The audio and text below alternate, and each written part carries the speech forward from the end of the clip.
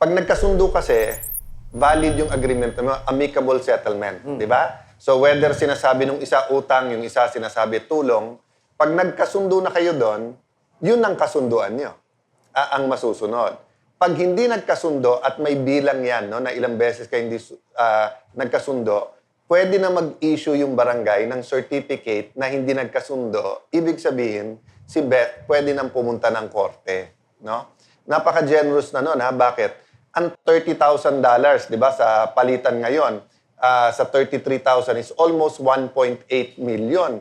So, ibig sabihin, 15 years bago mababayaran lahat yon. Sa ginawa mo ay napaka-generous na na-offer yon, napakahaba.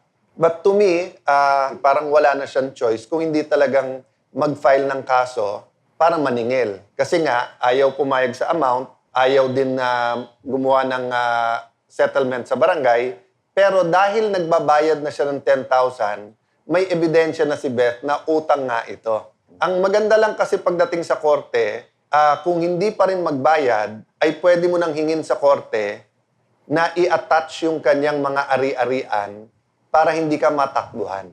So, kaya nga yung iba, halimbawa sabihin mo, yung may utang sa'yo, may bahay. Yung iba, pinalalagay na nila doon sa titulo ng bahay.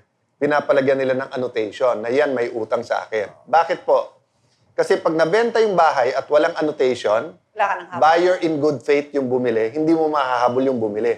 Pero, kung nailagay mo sa titulo niya na may utang siyang 100,000 sa akin at let's say security itong lupa or kung hindi niya security yung lupa, kaya nga pupunta ka sa korte para sinasabi mo sa korte na iilathan natin sa mga ari-arian na to na meron siyang utang sa akin na legal na dapat bayaran. So, pag binili ko yon, pwedeng akong habulin. Okay. Doon sa amount na yon.